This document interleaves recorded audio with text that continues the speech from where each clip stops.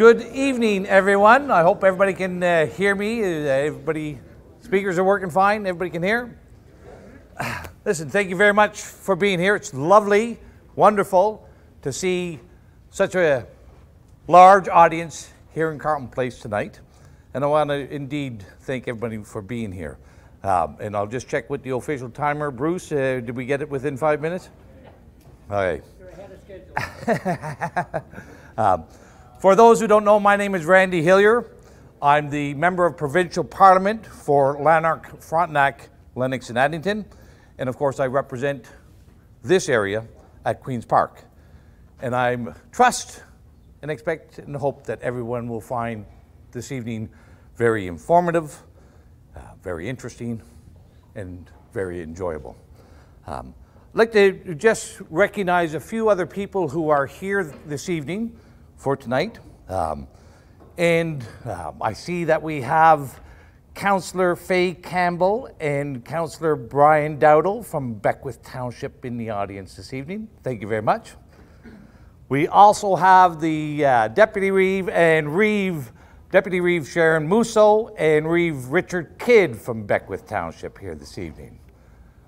And last but not least, His Worship and Mayor of Carleton Place, Louis Antonakis, has joined us this evening as well. Thank you very much for being here tonight.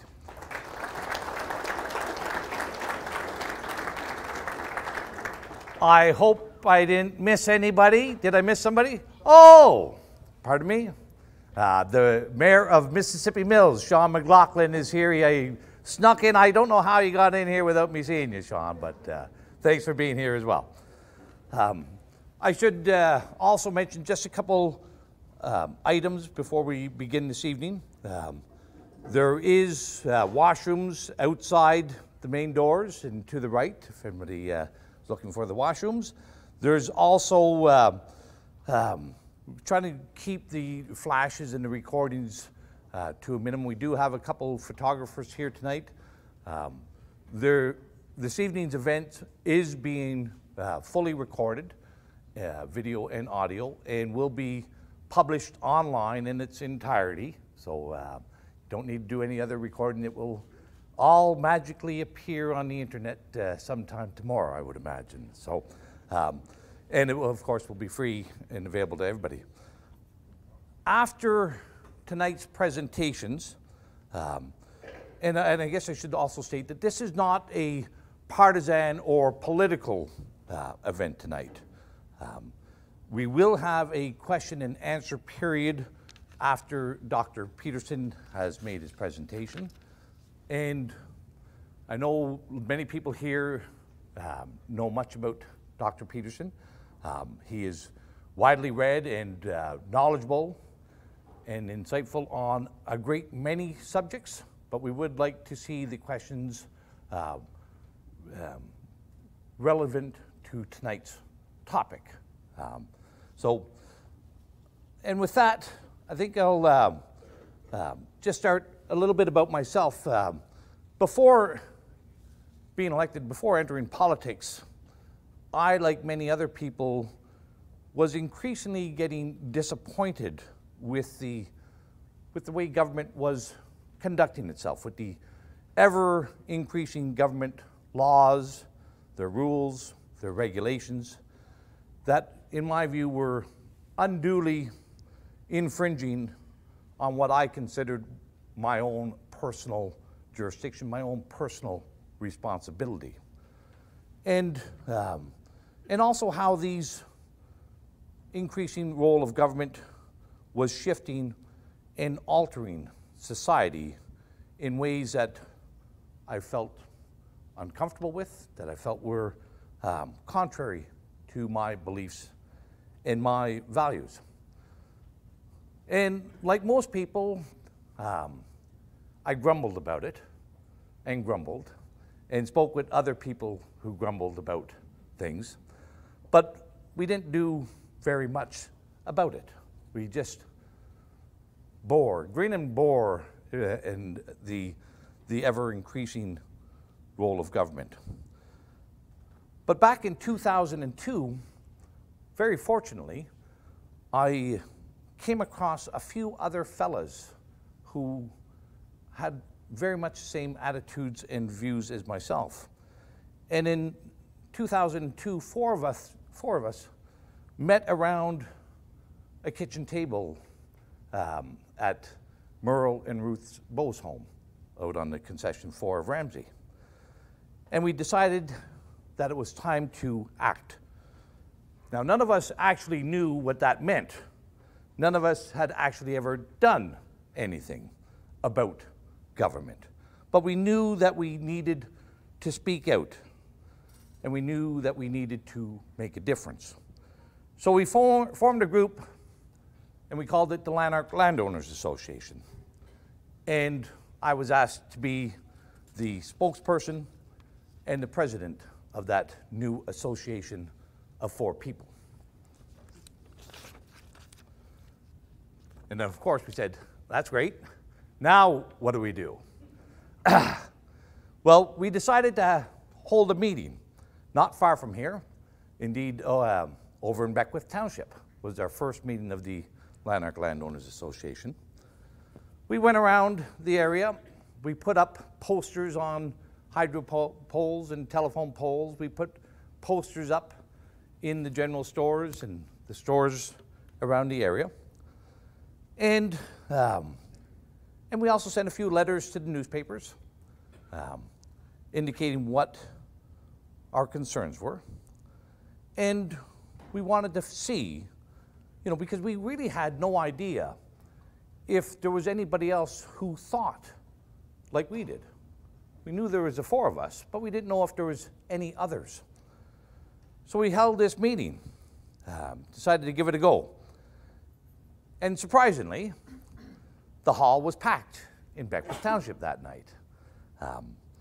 And people came, they shared their stories, they shared that they had similar thoughts, similar beliefs, similar values. And at the end of that night, our association of 4 people became an association of 90 people. And within the next 5 years, the Lanark landowners would grow to include chapters from around the province and a membership of 15,000 people. People found a vehicle to speak out through that association. They found a vehicle to become involved and to make a difference. Excuse me.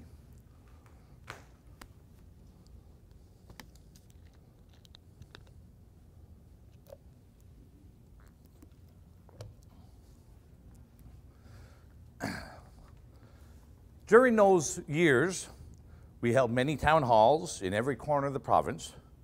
We provided testimony at government committee hearings. We argued with politicians and bureaucrats alike in many different forms. We had the Senate committee come out to Merle's house. They wanted to hear more about our stories.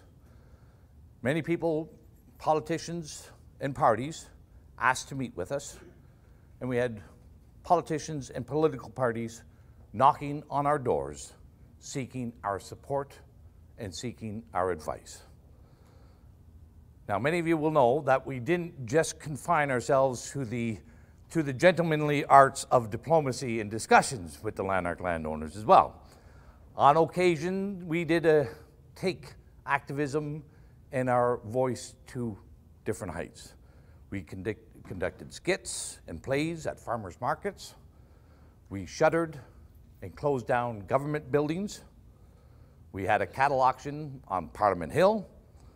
We held tractor rallies and closed down highways and bridges throughout the province.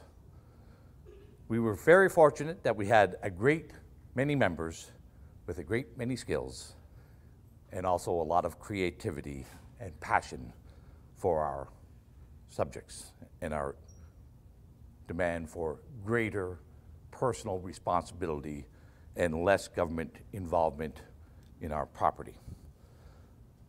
I learned many valuable lessons through those years, many which were quite contradictory to the conventional wisdom. The first lesson I learned is that we have a mistaken belief that political leaders are leaders. It became clear to me that most politicians are followers, not leaders, and that people must demonstrate and show government and politicians alike that in order to change a policy, change an activity or an issue, politicians require a demonstration of public support. Political parties often use polling or focus groups to determine where it's safe to go. And when I'm speaking about politics and government, I'm leaning more to the provincial and federal side of politics as well. I want to make that clear. Municipal politics is very much, of course, it's not a party-oriented system at municipal level, and there's a great many differences at the municipal level. But political parties use those focus groups and polling to try to determine where it's safe for them to go. But in doing so, it really negates and diminishes that fundamental principle of representative democracy.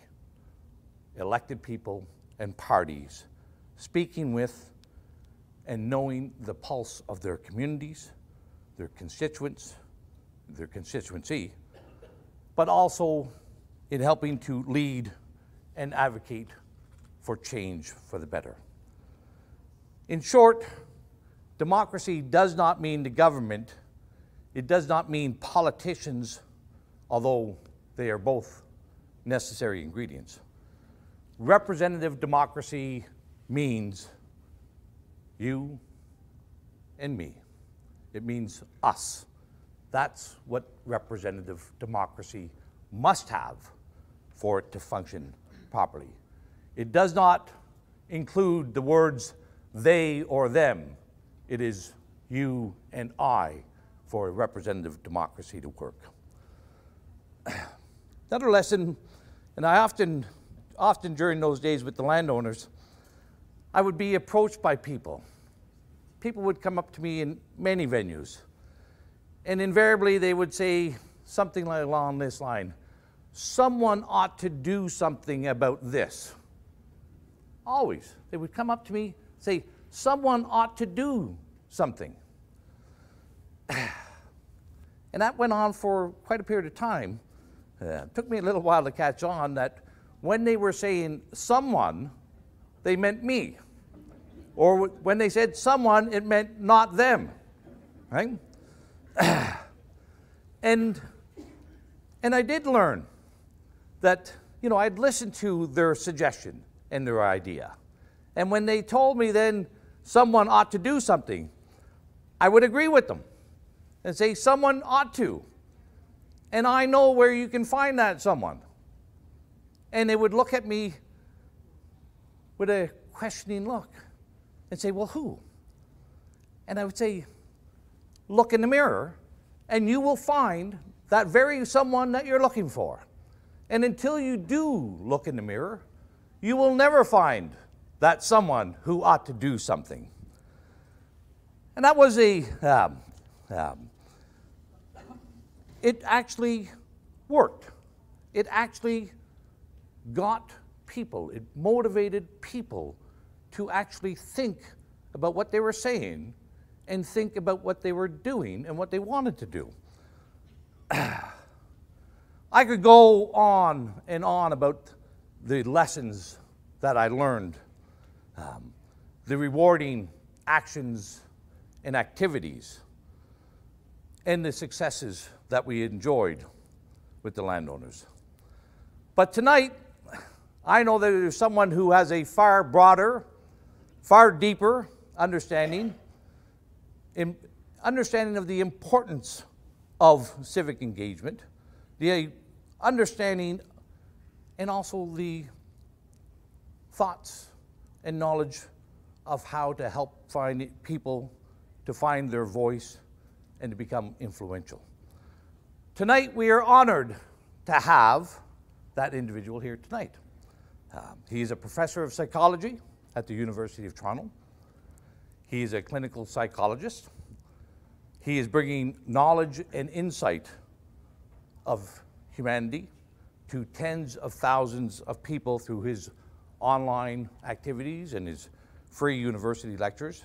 And I'll tell you, I'm not one to generally watch university lectures, let alone lectures on psychology.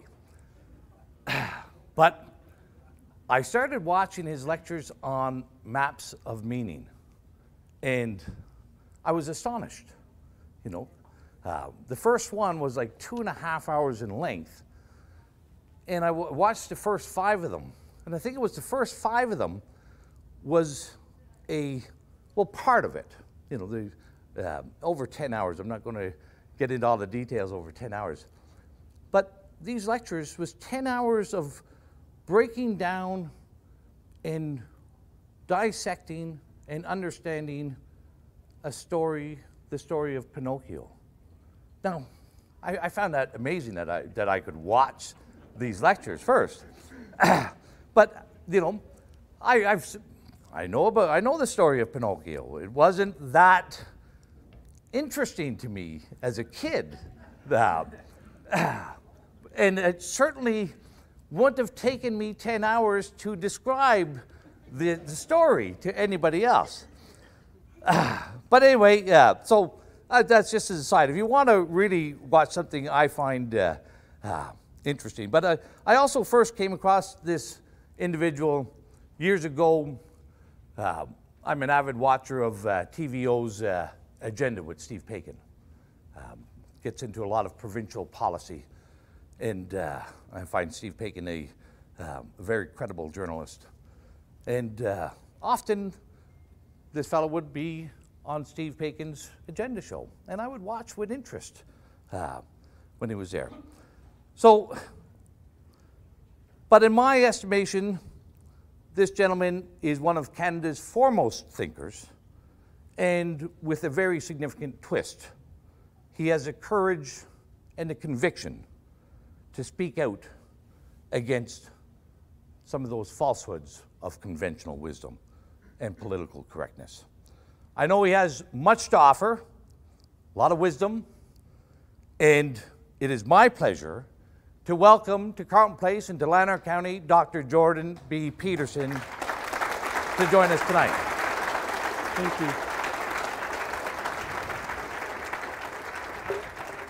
Everybody can hear me? There we go. Thank you, Mr. Hillier. That's for the introduction and also for the invitation. So, not everyone will invite me places, so it's nice when an invitation shows up. Yeah, and when I'm actually allowed to speak, that's also good. So, I have a habit of not preparing my talks until really the last minute, and I mean, that's not exactly true because I've been thinking about what I'm going to talk to you about tonight for a very long time, but I really only got the title for this talk firmly in place about half an hour ago. And one of the things I like to do when I'm speaking to people is to tell them what I'm thinking about. Not what I've already thought about, you know, and certainly not what I know, but what I'm thinking about, what I'm trying to figure out. And so one of the things that's happened to me over the last year, somewhat surprisingly, is that I've been invited to speak in front of a lot of conservative groups. And a lot of them were conservative groups that were composed of young people, and that was interesting, you know, because conservatism isn't something that's necessarily all that easy to sell to young people because they tend not to be that conservative to begin with, and conservatism also tends to have quite a lot to do with things that you shouldn't do instead of things that you might be allowed to do, and so there's a restrictive element of it that's also perhaps less attractive to young people than it might be. People do tend to get more conservative as they get older, as their personalities shift.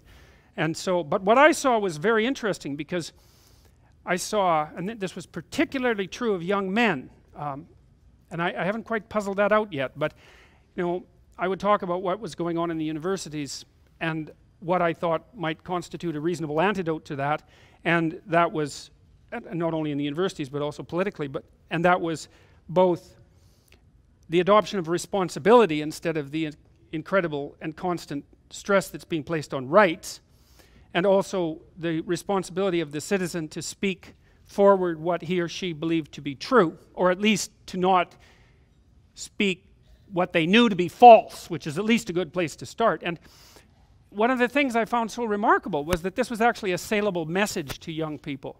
And that surprised me, because you wouldn't necessarily think that you would turn a lot of lights on in a young audience by talking to people about truth and responsibility.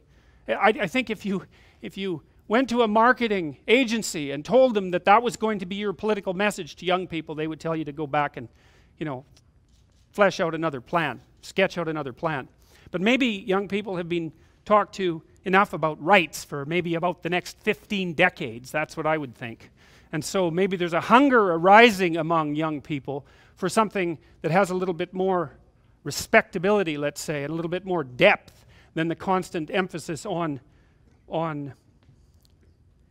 doing whatever you want whenever you want. Let's put it that way. The thing about that, and the thing about rights in general, the idea of rights, is that rights don't really give you much direction, right? They tell you what you are in principle allowed to do, but they don't really tell you what you should do. And it actually turns out that you need to know what you should do because you need to do something, right? People are active, and our lives don't have any meaning without something to do, and something that you should do. It can't just be something that you want to do. That's too shallow. There's no deep meaning, there's no enduring, there's no sustaining meaning in that. It's just impulsiveness, and maybe that's okay in some sense. Maybe that's entertaining, and maybe it's impulsively exciting and fun, and there's some utility in that for life. But life is a very difficult journey, let's say. It involves a lot of suffering, and it involves a lot of heavy existential weight, and you need to be able to put something of value up against that so that you can withstand your life, and you can stand up with some dignity, and you can contribute to your community, and you can feel that you're a worthwhile person, in spite of all the things that you're doing wrong, and in spite of all the problems that you have. And so then people need to know what they should do, and one of the things they should do is take responsibility, and another thing they should do is try to tell the truth, because those two things help them live proper lives and then help society organize itself properly. And that's good for everyone. And so it turns out that when you tell young people that, they're pretty damn happy about that. And so one of the things I thought I would do tonight is talk about what conservatives might have to offer to young people as a saleable message. Because the other thing I've learned over the last year, and this was quite revealing, let's put it that way. I'll start with a briefer story, just as a little intro to this. In the last 3 weeks, some of you may know that there was quite a political storm that emerged, particularly among journalists, over the issue of cultural appropriation. A number of journalists got in real trouble for transgressing the politically correct norms in relationship to cultural appropriation, a tremendously ill-defined and, let's call it, pathological concept. We could start with that. But the thing that was so interesting, and I think I probably talked to 10 of Canada's top 20 journalists, but that would be a reasonable estimate, most of them in print, but not all of them. Every single one of them told me that they were censoring themselves. Now you think about that, man. That's no joke. In a country like this, and these people, you'd think, well, if anyone has power, they have power. It's like, well, they don't really have power. They have competence and influence, and that's not the same thing as power. And they're bloody afraid of being hung out to dry if they say the wrong thing. You think about where our damn country is when the 10 most powerful journalists in the country are afraid to write and say what they think. That's not a good thing, man. That's not a good thing. I don't care what it is that they want to say or think. The fact that not only did they tell me that they were censoring themselves and that they felt that they would be hung out to dry if they said the wrong thing, but they also told me that they were being censored by their editors. And so, in a country that has a great tradition, right, and a tradition that's much longer than this country has been around, of freedom and free speech and free press, for us to be in a situation now where our major journalists are afraid that if they misstep inappropriately in this newfound political landmine, that they're going to be done. That is not good, right? That's a bad diagnostic sign. Okay, well, I said that story was a little intro to the other story I was going to tell you. And then, so I've been fortunate enough over the last several months to meet not the majority of the people who ran for the leadership of the federal Conservative Party, but most of them, including the person who Andrew, who recently won. And they all told me the same thing, which was also interesting, was that the conservatives were afraid to be conservative, and for exactly the same reason. They were afraid that if they put forward valid conservative perspectives, that they would be isolated and mobbed and taken down. And that made them censor themselves and not be willing to speak up. And I thought, and I told each of them when we discussed this, the same thing was, if you guys are afraid to talk, you've already lost. You might as well just pack up and go home. It's done. Now, you know, as a psychologist,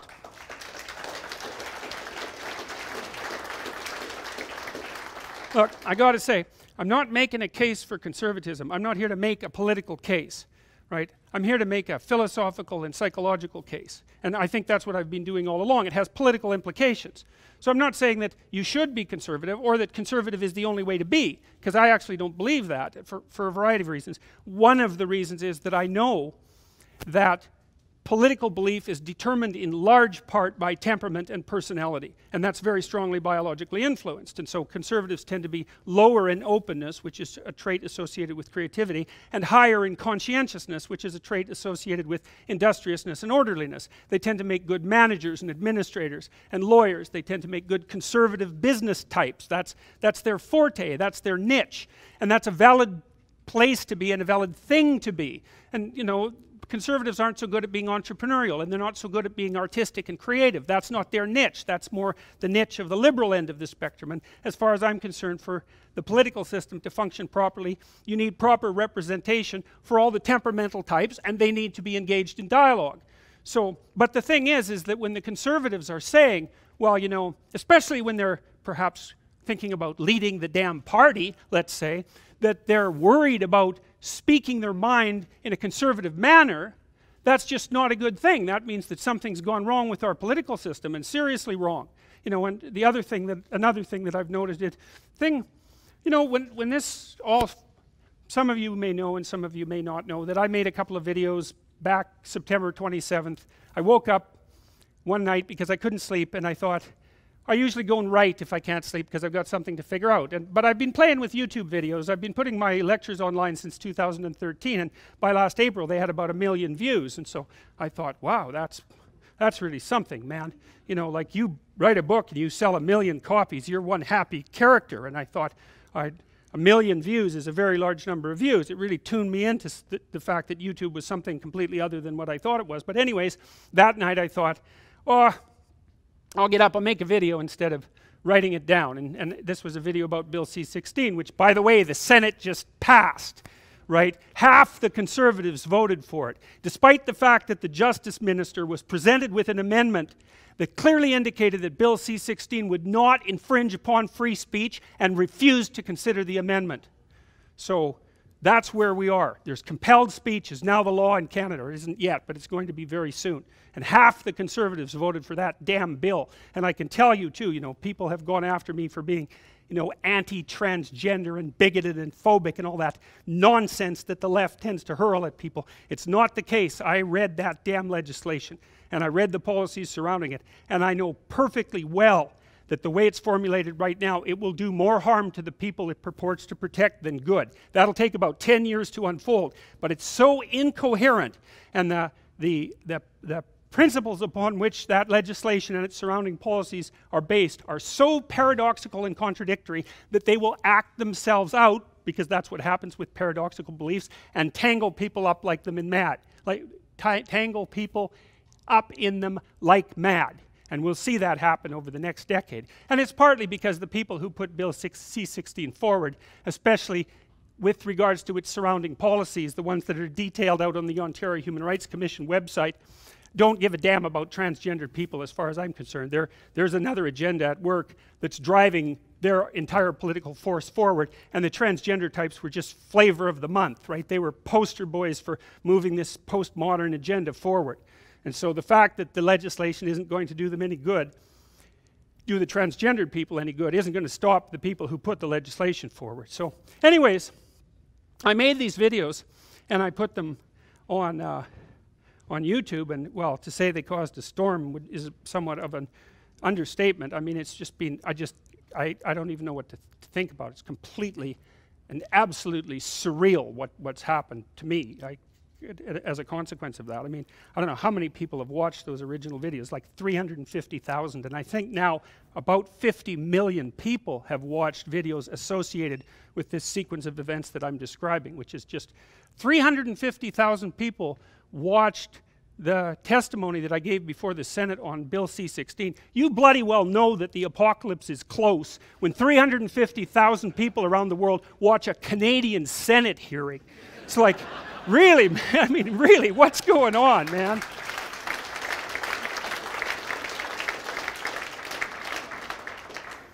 So anyways, you know, I said, well, the journalists are nervous and the conservatives are nervous, and well, then, you know, when I put myself out and made these videos, which I really didn't expect to attract much attention at all, I just assumed that I was going to clarify what I was thinking a little bit, and, you know, and see what happened. I kind of a curious person. That'll teach me, but I'm kind of a curious person, and so, but then, you know, I also experienced firsthand what happens when you do something like that. Now, I got nailed, right? Especially for about 3 months, things were pretty up in the air. The university sent me 2 letters telling me that it was so funny, because I made this video and I said, you know, under this new legislation, making this video, criticizing this legislation is probably illegal. And so then and people, of course, reacted to me as if I was scaremongering, which, by the way, was the right response. When you hear someone in a stable society stand up and say, excuse me, there's something rotten at the base here, and it's affecting the manner in which the legislation that our country is producing is being rolled forth. When they say that, you should think that person is probably a charlatan and has something wrong with them. Because look, the culture works pretty good. The country has worked really well for a long period of time, and so the logical initial response should be, yeah, you think there's a fundamental problem. Why shouldn't we just assume that there's a fundamental problem with you? And one of the ways that you determine that is you throw things at the person metaphorically and see if any of them stick, right? So, you know, I was a bigot and a homophobe and a transphobe and a racist. That one, I don't know where the hell that one came from. I think it was because I criticized the 2, what would you call, reprehensible women who started the Black Lives Matter movement in Toronto. It isn't because they're black, it's because they're reprehensible. Black or white, man. If you're reprehensible, you're reprehensible. That's sort of the definition of not being racist, right? So,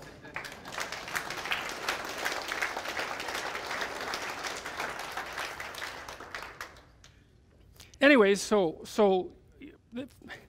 there were a couple of demonstrations, and then the press jumped on me to some degree. They didn't do too bad a job, I didn't think.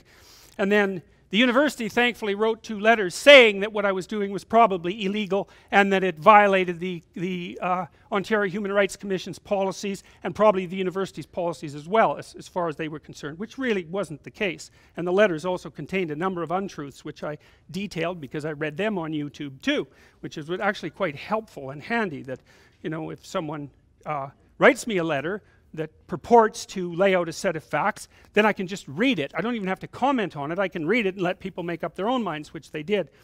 So my job was in doubt. But the fact that the university went after me actually turned out to be extremely helpful, right? Because I had said, look, under the provisions of this new legislation, and legislation like this that's already in place in Canada, what I am doing, criticizing this bill, is probably illegal. And everyone said, no, you're crazy, you know, there's something wrong with you, you're a scaremonger and a rabble-rouser and all of that. And then the university wrote a letter saying what you did violated the university policy and probably the Ontario Human Rights Commission's policies and the law. And I thought, great, you had your lawyers take a look at it. I couldn't have asked for a stronger statement in support of what I had said, especially because it certainly wasn't written in support of what I had said. So, and then the journalists started to pay attention to what I had actually looked at, and they read it, and they thought, oh, hey, look at that. That Ontario Human Rights Commission website policy mess is actually quite a nest of spiders, just like he said. And so it turns out that there is something rotten in the state of Denmark, and that's just not so good. And so, like, this is a good country, man. That's why people want to come here. It's one of the best countries in the world. Maybe it's the best country in the world. I mean, we don't want to get too high on our horse about that, and God, aren't we fortunate? But it's a pretty good place, you know, but it's not what it used to be. And the people who are running it are not who you think they are. So, for example, provincially, let's take it, the title that the people who follow Kathleen Wynne have is liberal. They are not liberals. They are radicals. And they're radicals of a sort. I used to work for the NDP when I was a kid back in the 70s. And the people who are influential in Kathleen Wynne's government and who are making the sort of policies that I regard as particularly reprehensible are the kind of radical leftists that the NDP working class socialists that I knew in the 1970s would have regarded as the unacceptable fringe of the Socialist Party. And they have now defined themselves as centrist liberals. They are not. And what they're doing is not centrist, and it's not liberal. And so that's another thing for the Conservative Party to start thinking about, because you have a whole bunch of liberals you could go out there and capture because they've been abandoned by their own party. And that's for sure. And it's something that should be taken advantage of because, well, we need some conservatives, and we need some socialists, and maybe we need some liberals. And the liberals and the conservatives are getting damn scarce among the people who actually make policy at not only at the provincial and federal level, but also at mid-level, at the top end of mid-level administrations everywhere as well. And that's not accidental. It's partly because, unbeknownst to the majority of society for the last 30 years, the damn universities have been doing nothing but training and targeted training radical leftist activists. And if you don't believe that, you just go on the web and look up like 10 women's studies programs and read what they say. You don't have to listen to me. I don't want you to believe me. You just go out there and find it for yourself.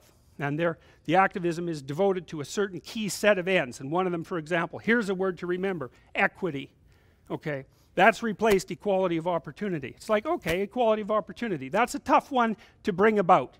You know, you need a fair bit of government intervention to bring about equality of opportunity. Maybe it's a noble goal. It's a tough one to attain. But equity means equality of outcome. And you're seeing equity everywhere, and that's what it means. And so the people who are pushing this radical agenda are pushing things that are inimical to our traditions and practices of governance. You know, the Ontario social justice tribunals, because we have social justice tribunals in Ontario, they don't even deign now to hide the damn name. The social justice tribunals are allowed to suspend standard jurisprudential practice in the pursuit of their aims. It says that right in their policies. Well, you think about that. Really? That's written in your policies? You can just dispense with classic jurisprudential tradition? So what does that mean? It means you can do any damn thing you want. And so those are the sorts of, I would say, subversive and fifth column-like organizations that are sprouting up in our society everywhere. It's not a good thing. And so, look, when someone stands up and says there's something wrong, the first thing you should ask is, why should I assume that you know what the hell you're talking about? That's a good question. Well, you investigate it and you find out whether or not the person does know what they're talking about. And on the issue that I'm describing to you tonight, as far as I can tell, I know what I'm talking about. Now, people have been on my case about this in a very serious way for quite a long time. And so far, they haven't made any inroads into my arguments. And most of the time, they're too damn cowardly to debate me, which is also something that's really interesting, because I put out public calls constantly. It's, you want to debate about gender and sex, you just bring it on. Because that actually happens to be an area of expertise for me, and I know the damn literature. And if you want to come out and make your case that all the differences between men and women are socially constructed, culturally constructed, or that they're just a personal whim, which, by the way, is exactly what's written into the policies surrounding Bill C-16, then you come out and make that case publicly and see how well it stands up. And I know how well it'll stand up, because that kind of thinking was defeated in the scientific realm back in the 1960s in the universities. And what that meant was that the radicals who wanted to keep promoting precisely that kind of view just circumvented the entire scientific process and started to implement their demands for their particular viewpoint from a practical, policy, administrative, and legislative perspective, knowing full well that they had lost 100% on the empirical and the scientific front. And now what they do instead is criticize the scientific endeavor itself because it failed to produce the results that they assumed would be the case. So there's plenty that's rotten in the state of Denmark, and I'm embarrassed to state that a tremendous amount of that stems from the universities, and they're in bad shape. Do not send your children to the humanities, right? They're corrupt. They will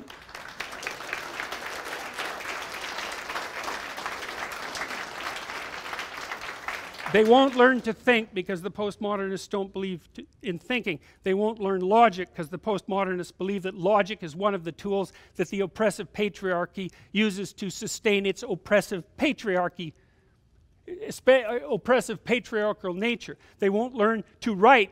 Well, that's because teaching people to write takes a tremendous amount of effort, and perhaps they're not so much interested in teaching people to formulate their own thoughts precisely and carefully as they are interested in producing cult-like clones to go out and do their activist work, which is precisely what they state on their websites. So, you know, things are not so pretty, and it's very embarrassing as a member of the Academy and to come before a group of public citizens and say, you've been betrayed by your institutions of higher learning. It's sad, and it's not good. And you know, you think, well, it's just a university, it's just an ivory tower. It's like, think again, man. What happens in the universities happens everywhere 5 years later. So it's no mere ivory tower issue.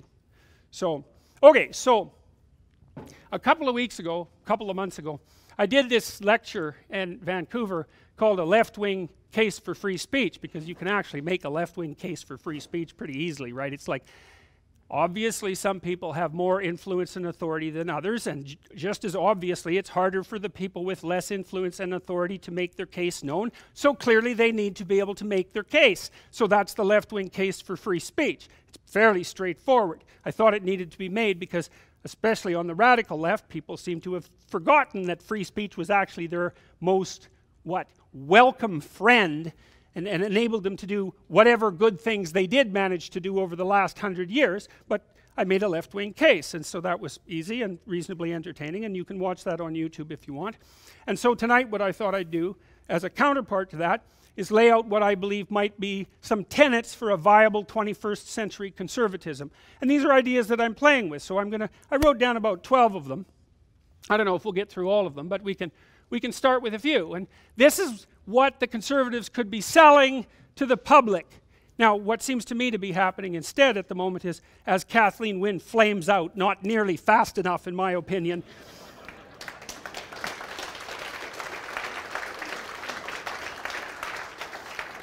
the attitude among conservatives at the provincial party seems to be something, well, let's just let's go cluster in a corner and not do anything too stupid, because maybe she'll burn herself out so badly that we'll just win the next election and we won't have to, you know, do anything that will put us at risk. And I'm not being cynical about that. I can understand the utility of that policy, although I think it's a bad policy. And I think it's a bad policy because there are some things that seriously need to be said about Kathleen Wynne and her government. And I can tell you one noble aim for the provincial conservatives for the next election would be to decimate the provincial liberals. Not one should be left. What's her popularity at right now? Under 10%? If she had a shred of integrity, she would have already resigned. So, anyways, there's a goal for the conservatives. No liberals sitting after the 2018 election. That would send a message to the social justice warrior types. It would also send a message to the centrists, who should actually be occupying the positions of power in the Liberal Party, that if you allow yourself to be taken over by a radical fringe, you're going to get decimated at the polls. So, you know, that might be an exciting message to sell young people. Get out there, knock on some doors. See if you can take the social justice warriors out at the top before they do more damage than they've already done. She's got another year to do plenty of damage, and you can be sure that she's going to do plenty more damage in that year. So, okay, what else? Here's some things you might think about if you're a conservative. These things have become, what would you say? People are afraid to say them. Here's the first one. The fundamental assumptions of Western civilization are valid. How about that? You know, it's not... You think it's an accident? Oh, here's how you find out, okay? Which countries do people want to move away from? Hey, not ours. Which countries do people want to move to? Ours. Guess what? They work better. And it's not because we went around the world stealing everything we could get our hands on. It's because we got certain fundamental assumptions right. Thank God for that. After thousands and thousands of years of trying. And because of that, we've managed to establish a set of civilizations that are shining lights in the world. You know, now, you can be pretty damn filthy and still be a shining light in this world, right? Because if you look around the world at the state of governance in most places, it's like the most pathological, corrupt, and vicious thugs rule. And to stand out as an illuminated light against that background isn't so difficult. But nonetheless, you know, we're as good as it's got. And unless we can come up with something better, we should be very careful about messing around with that. So why don't we start with the assumption that we're doing something right? One of the things we're doing right, for example, is that we actually value the individual, right? The individual has intrinsic value in Western societies. Do you know how long it took people to formulate that as an idea? And how unlikely that idea is that poor you, you know, useless, powerless you, with all your damn faults, you're actually worth something. You're worth something to the point that the law has to respect you. God, we don't want to abandon that for some half-witted collectivism, which we're doing as rapidly as possible, because one of the things that characterizes the radical left types is they don't give a damn about you as an individual or about individuals at all. You're black or you're white or you're Latino or you're transsexual or you're homosexual or whatever. You're a group. You're a member of a group. And the only thing that matters is the group. Well, I can tell you, if the only thing that matters is the group, you bloody well don't matter very much.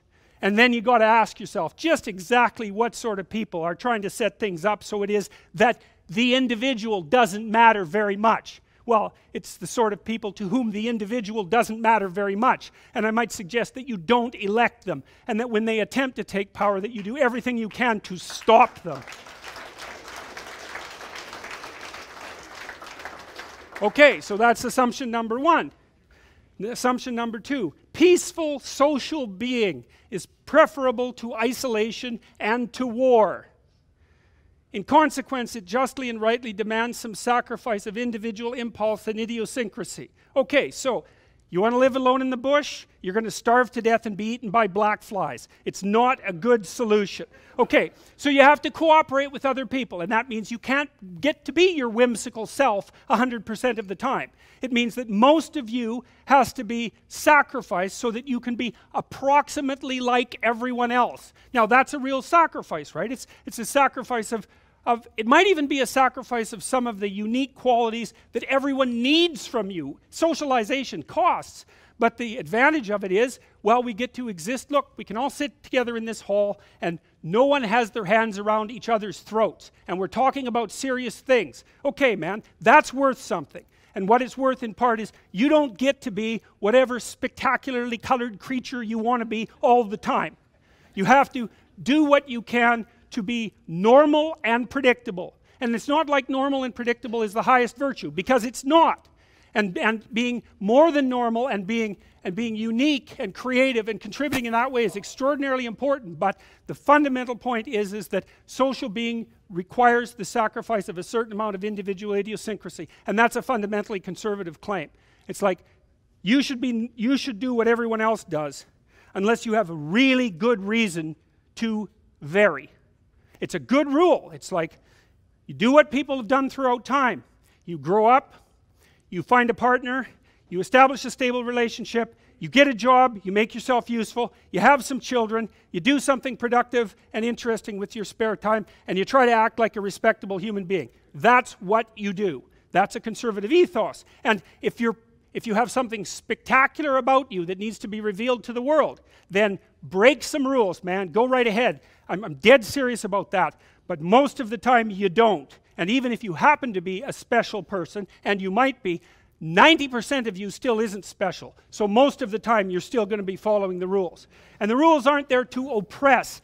They're there to keep us away from each other's throats. Because human beings are very warlike, and we're very competitive, and we're very aggressive. And if we are fortunate enough to have woven together a social fabric that basically renders us peaceful and cooperative, we should try disrupting that at our great peril. Because the general rule for human existence throughout the centuries has been turmoil and war. And we don't have that here. And so thank God for that. And it's worth a bit of a sacrifice. Next.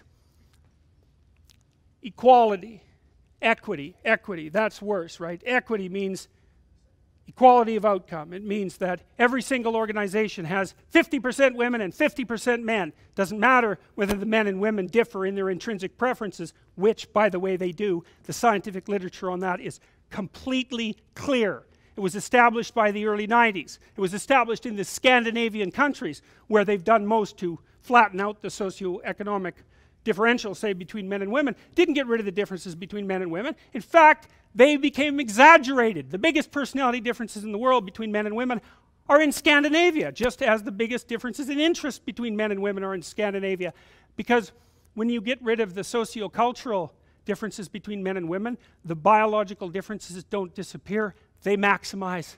How else could it be? And as I said, the literature on that is clear, and the way that the postmodernist radicals react to that is by criticizing the scientific method itself. On their computers, which only work, of course, because the scientific method actually works.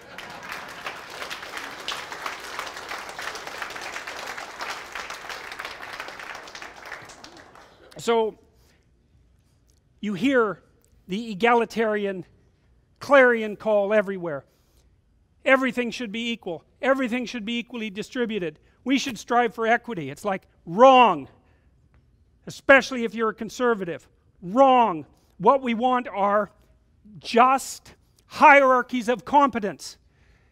Not everyone's a neurosurgeon.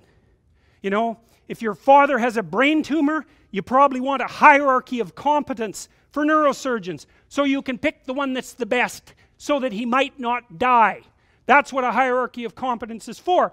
For the postmodernists, there's no hierarchy that isn't based on power. Well, because they think the world runs on power. And that's why they're willing to use power to get what they want, because it's the only thing they believe in. But a valid hierarchy of competence, it's, God, we need those things, man. We need the best plumbers. We need the best contractors. We need the best, we need the best carpenters. We need the best lecturers. There has to be a hierarchy of quality, and not only so that we know who the best are and can reward them properly, but so that we can reward them so they keep being the best. It's like, you know, if you have a great educator, if you have a great leader, if you have a great thinker, you want to reward them so they keep thinking and they keep educating so they can tell you something. It's not a reward for their intrinsic being. It's a calculated move on your part to suck everything out of them that's valuable as fast as you can. That's what a hierarchy of competence is for. And the idea that hierarchies of competence don't exist it's so cynical. It's such a pathologically cynical idea. And it's actually quite patently untrue, because here's an interesting tidbit from the psychological literature. Let's say you want to determine what the best predictors are for lifetime success in a Western society. Well, what would you hope for? How about intelligence? There would be a good one. Let's hope the smart people occupy more positions of complexity, right? Because they're smarter. Would you want it any other way? Okay, and that's great. The number one predictor of accomplishment in Western societies is intelligence. So that means the system works. What's the number two predictor? Conscientiousness. Well, what's that? It's a trait marker for hard work. So who gets ahead? Smart people who work hard. Now, that doesn't account for every bit of the difference between people in terms of their hierarchical structure, because hierarchies aren't perfect. They're corrupt. People get to the top sometimes because they're psychopathic, although, believe me, a hell of a lot less than you think. Because a psychopath has to keep moving from place to place, because once he reveals himself as deceitful and untrustworthy, he has to go find new suckers to fleece. So the idea that, you know, there's no distinction between a CEO and a psychopath, it's like, that's only made by someone who A, knows nothing about psychopaths, B, knows nothing about CEOs, and C, has something fundamental against the entire capitalist structure, because it's simply not true. Corrupt, sometimes, greedy, sometimes, short-sighted, sometimes running companies that are doing their best to auger themselves into the ground, and so, you know, it's bad people running a dying organization. But generally speaking, it's not the case. Our hierarchies of competence are reasonably functional, and not only are they functional, they're valuable. We need to know who the competent people are, and we need to reward them. And even more importantly, we need to tell young people, hey, there's some hierarchies of competence out there. Like 1,000 of them. Go be a plumber, man, but be a good one, you know? Be an honest one. I had a plumber once, you know? It was the night before we were putting drywall in our house. We were redoing a house, and he had put in all the plastic piping, you know? and I was going to test the joints. They're supposed to be glued together with this pipe glue, right? And I told him I had to test the joints, and he said, well, you don't have to test my joints, they never leak. And I thought, yeah, that's okay. How about if I test them? So I went up on the 3rd floor and filled the pipes with water, capping them in the basement like you're supposed to. And like half an hour later, I had 2 inches of water in the basement. There were 30 leaking joints. And that was the night before the drywallers were supposed to show up. So he wasn't particularly competent. That's the point of that story. But even more so, he had put a bunch of the plastic pipe outside where the drywall would be, so it would have been sticking through the wall. So I spent a frenetic night, you know, sawing through plastic pipe and re-gluing joints so that the drywallers could come in. What's the point? If you're going to be a plumber, man, be a good plumber, because otherwise all you do is go out there and cause trouble.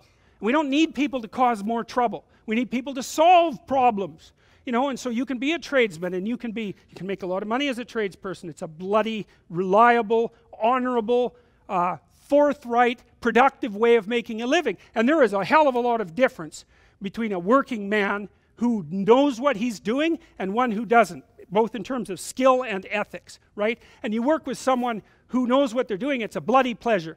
They tell you what they're going to do, they tell you how much it will cost, they go and do it, it works, and you pay them. Perfect. Everyone's happy. And that's what happens when you have genuine hierarchies of competence. And so you listen to these panderers of egalitarianism and equity, and they fail to recognize completely that there are differences in rank between people. It's not such a terrible thing, man. Maybe you wouldn't be a great lawyer. Like, it's certainly possible. Most people aren't. But that doesn't mean there isn't something you could be great at. There's lots of hierarchies to attempt to climb, and if you fail in one, go try in another. But the point is, you're still trying to aim for the top, and what the hell are you going to do if you don't try to aim for the top? You know, flap about uselessly and whine about your life? It's not helpful. It'll just make you miserable. You're not reliable to anyone. You can't help out in a crisis. It's like, so you tell young people, and this is another message for conservatives, like, I don't care what you're going to do, but go out there and make something of yourself for God's sake. Be an honest person and work and get to the top of whatever it is that you want to get to the top of. You know, and stand up for yourself like a respectable human being, and be a bit of a light on the world instead of a blight. You know, and you can tell young people that, and they haven't been told that by anyone now. And so the young men are so hungry for that it's painful to watch. They're so relieved when someone finally comes up and says, hey, you know, you get your act together a bit, discipline yourself, see if you can learn to tell the truth, concentrate on something for a year or two, you could be a bloody world beater. They think, really? That's possible? Wow, that would be interesting. That might make life worth living. It's like, yeah, it might. So why don't you go do it? That's what the damn universities were supposed to be teaching people, and they've forgotten that. I went to Harvard a month ago, month and a half. I used to teach there, and I talked to a bunch of students, you know, and I told them, it's not easy to get into Harvard, you know. Like, you're a valedictorian if you're at Harvard. And not only are you a valedictorian, you're way better than most people at least 2 other things, or you don't get in. And so, like, I don't know what the acceptance rate is, like 5%, and believe me, not everybody applies, so it's a very selective school. And so why am I saying that? It's like, these are high quality kids. So I told them what I just told you. It's like, here you are at Harvard. It's like, get yourself educated, man. Read some books, learn to talk, learn to think. Make yourself into something. Get the hell out there and make the world that put you here happy that you were put there in that great institution. You know, and they came up to me afterwards and said, God, I wish someone would have told us that when we were in our first year. It's like, Jesus, why didn't someone tell them that? For God's sake, it's supposed to be the greatest university in the world. Is it so difficult to figure that out? Well, it is, if that isn't what you want to have happen in the university. You want to make cringing milksops who whine about being victims while they're going to Ivy League institutions. Jesus, it's pathetic.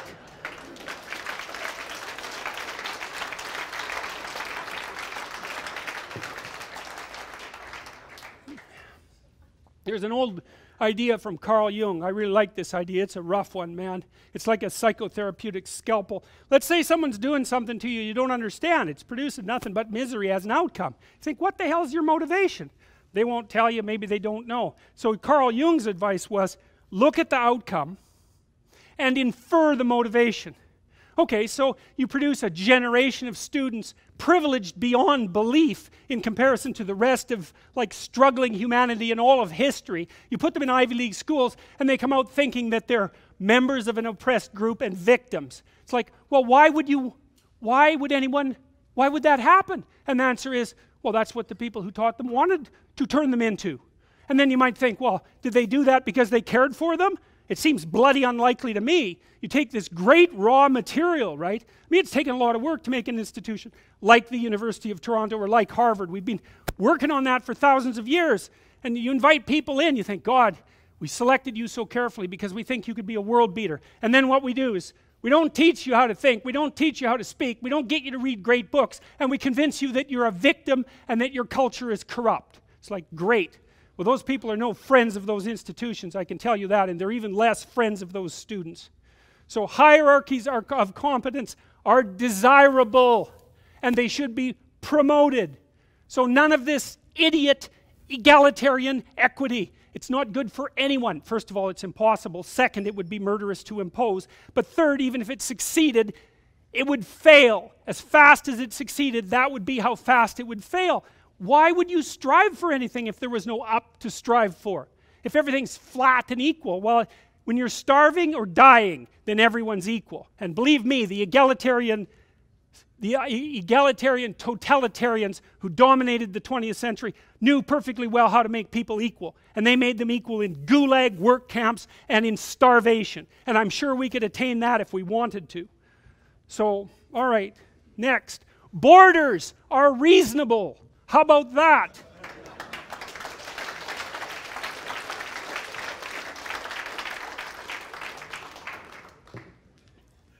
The law is the border that stops someone from stealing your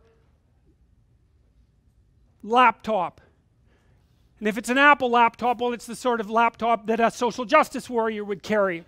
And then the social justice warrior is going to be very irritated if you happen to purloin their laptop. And then you might point out to them, you know, it's a border that protects you from having that thing taken. And they say, well, the border should be open. It's okay, man, no problem. You hand over that laptop right now. And everything else you own too. If you don't like borders, and you can get rid of the damn walls in your house, and you don't need doors on your bedroom either. And we can keep an eye on you whenever we want. And so much for borders. One of the things that really differs between liberals and conservatives, between the left and the right right likes tight borders between things. It's part of being conscientious at every level, conceptually, sexually, familially, provincially, nationally.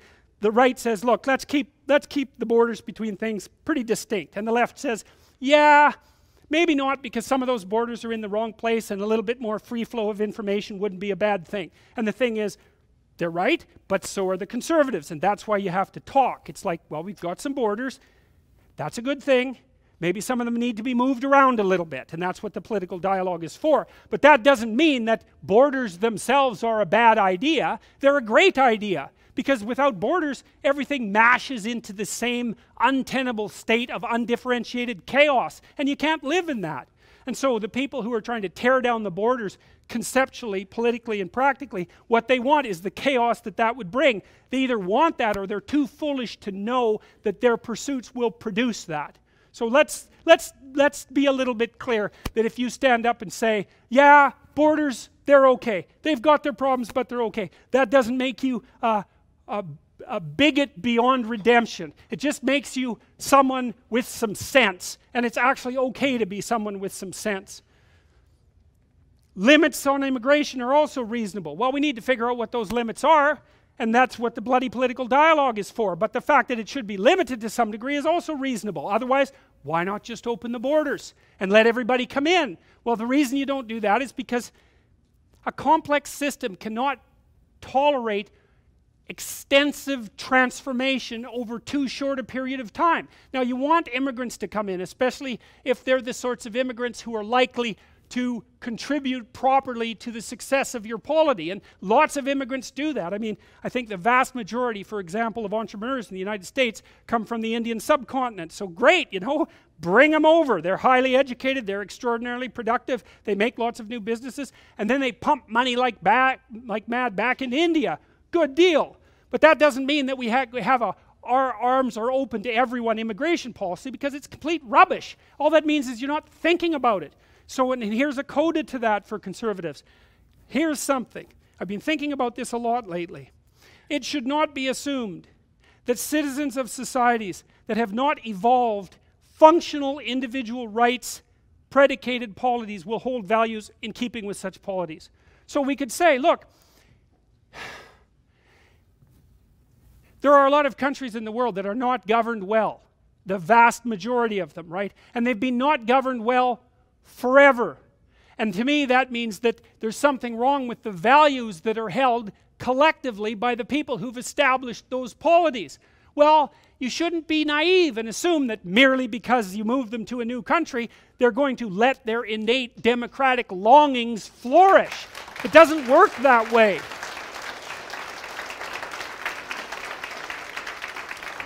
So if you stand up and say, look, you know, let's be a little cautious.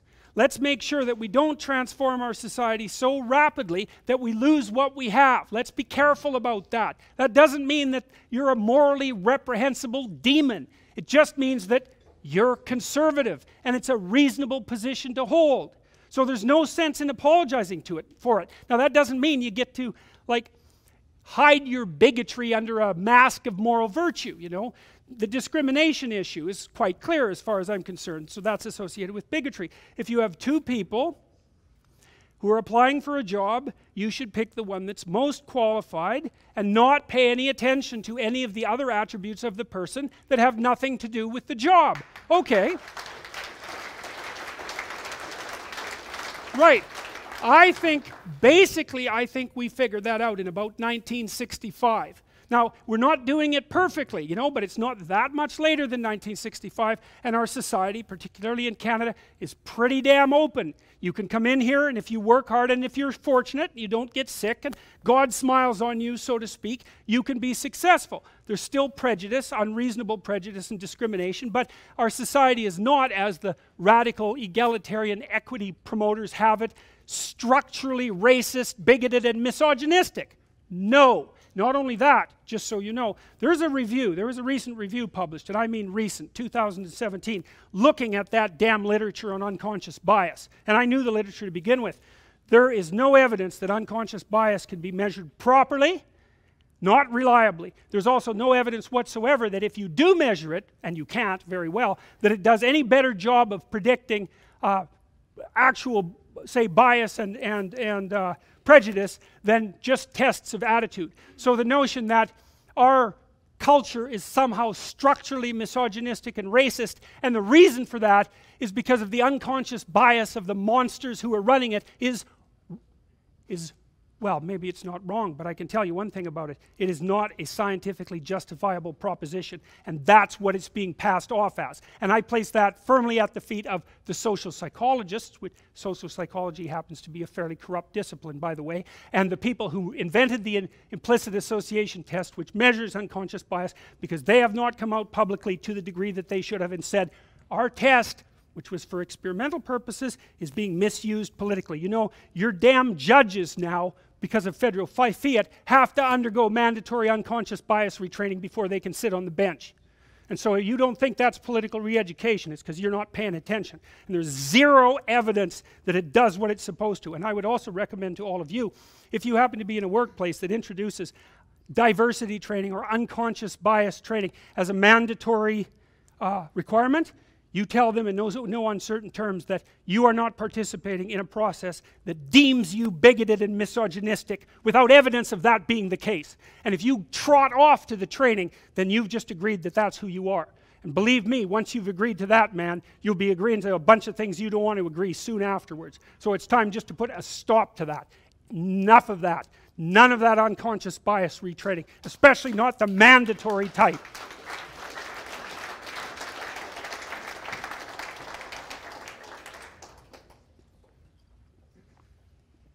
People should be paid so that they are able and willing to perform socially useful and desirable duties. Okay, so the radical leftists, they react to me this way. They say, well, you hold a position of privilege and power.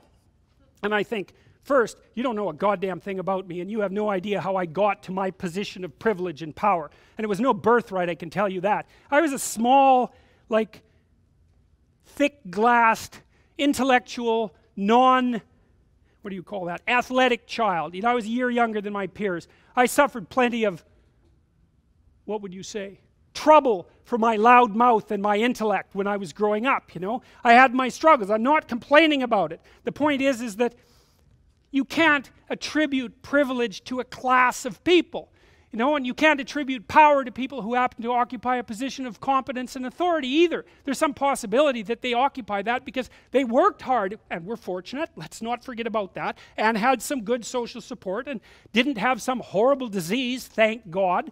But you can't just make the case that the position is there as a reward. It's not there as a reward at all. It's there as a consequence of the person offering something valuable to those who want to pay for it.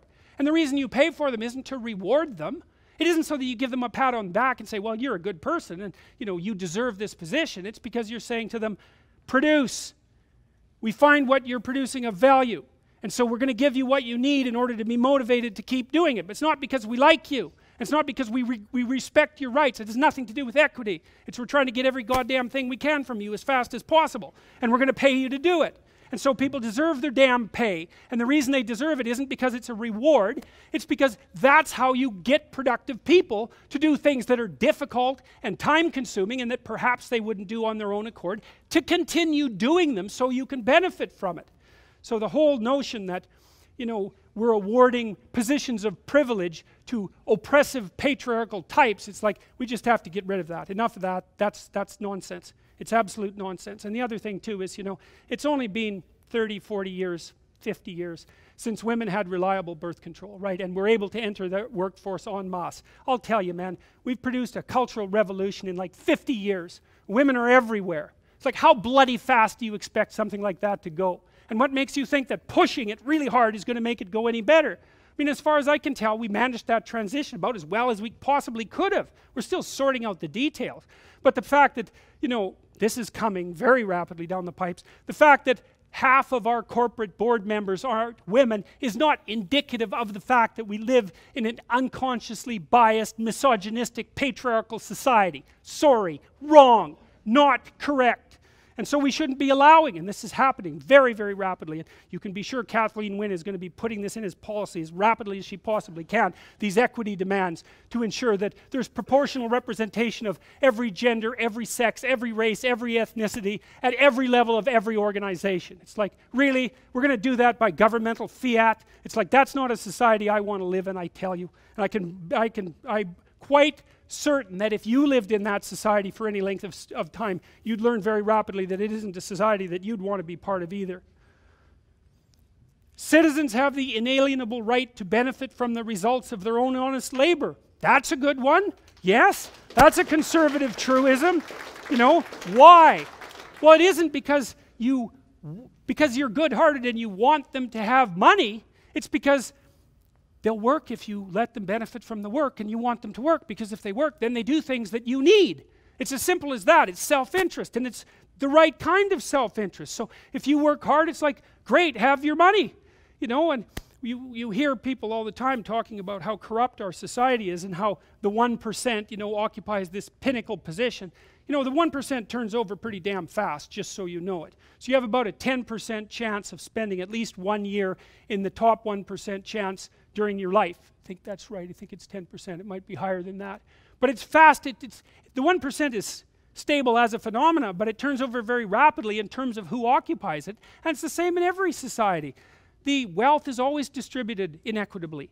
It's a natural law. You can look it up. It was discovered by a guy named Wilfred Pareto back in the late 1800s. Goods tend to distribute themselves inequitably. It can be a problem, but it doesn't mean that there's something fundamentally corrupt about the social structure that's driving it in that direction. And like, you don't want some filthy rich geniuses lying around? Like, maybe you do. I mean, look at what Elon Musk is doing, for God's sake. Maybe he should have 10 times as much money as he has. He's going to launch a rocket every 5 days to Mars in the next 10 years, right? He wants to wipe out fossil fuel cars, and he might do it. He wants to revolutionize the transportation system, and he might do it. He wants to put us on the damn solar grid with his new batteries, and he might do it. It's like, oh no, he has a couple of $1 billion. Well, God only knows what he's going to produce with that. It's like, so obviously there's going to be some corrupt rich plutocrats who do nothing but smoke cigars and snort cocaine. They're not going to live very long anyways. But there's lots of people out there who have the money they have because they would really like to do interesting and creative things with it, not because they're interested in gathering more, you know, paper money to stuff in their mattress and to feel the smooth delight of gold coins between their fingers before they go to bed. Like, what kind of attitude is that towards people who've made their fortune? You know, you think that about Steve Jobs? You think that about Bill Gates? I mean, good God, I don't know how, those people made a lot of money, but man, thank God they were around, you know? They've given us some tools that are just absolutely unbelievable. So, you know, maybe we could leave the jealousy of the successful behind for a while and notice now and then that some of the people who got to where they are actually deserve to get to where they are, and we should be thankful that they exist. That would be nice, a little gratitude, and that's a good conservative value too. It is more noble to teach young people about responsibilities than about rights. That's a good conservative message. It's like you have a son, you know, or you have a daughter, and you say, bloody well, grow up, stand on your own 2 feet, make something of yourself, right? So that I can be proud of you when you come over, and so that maybe you're useful in a crisis. It's like, pick up your damn load and shoulder it and do something useful and forget about your damn rights for a while. You can think about what it is that you should be doing to benefit yourself and your family and society, and you'll find some purpose in your life because of that.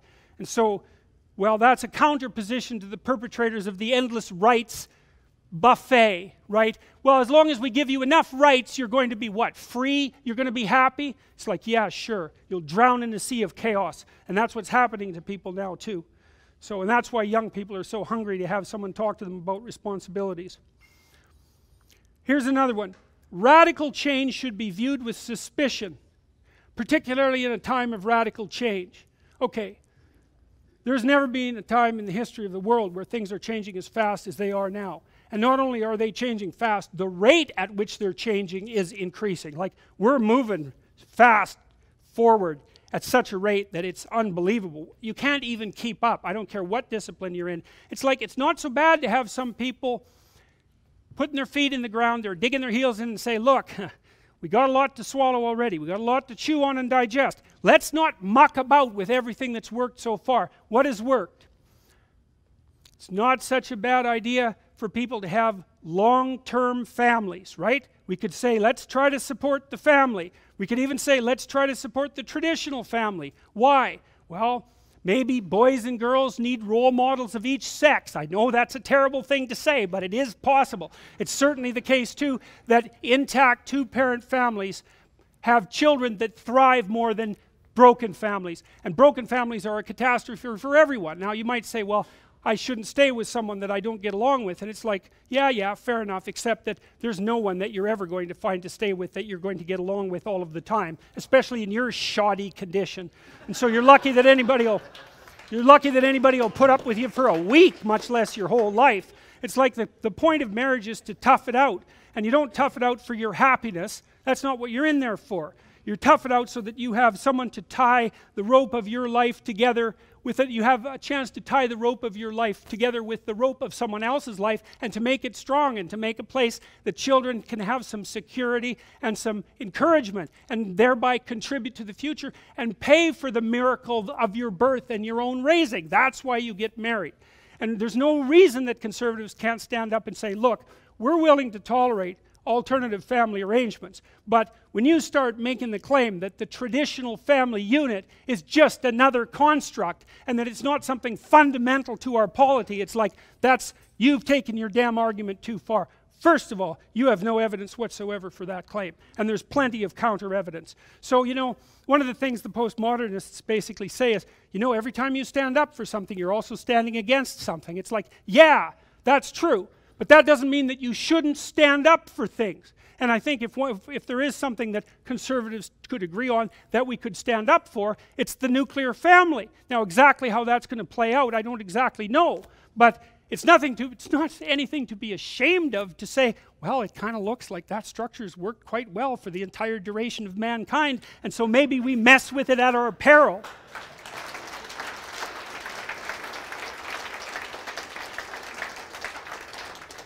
Here's another one. The government, local and distant, should leave people to their own devices as much as possible.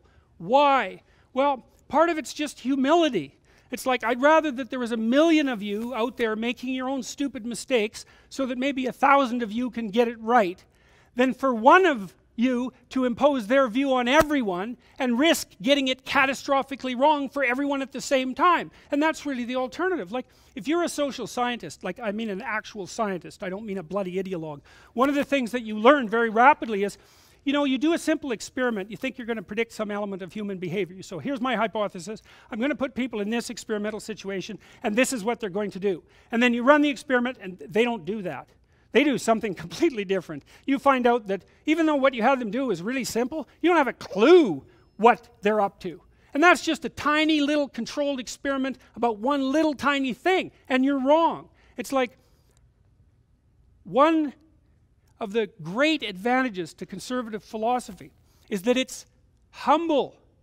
It's humble from the perspective of social experimentation. It's like, it's not like everything's great and we should just continue going the way we're going. It's like, well, everything isn't as broken as it might be, and I'm kind of stupid and blind, and all I have is a bat, and probably hitting it isn't going to make it any better. All I'll do is shatter it. And so the conservative says, it's working.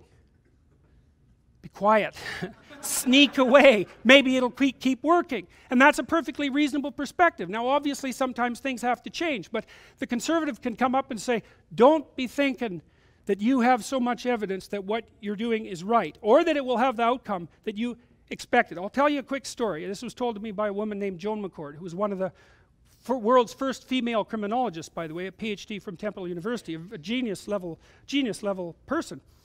Very tremendous integrity, tough person. She did a study in a place called Somerville in the United States, in Massachusetts, in the 1930s. Famous study. And so here was the deal. They'd identified a bunch of inner city kids in rough neighborhoods and felt, you know, that they were more likely to be on a criminal track.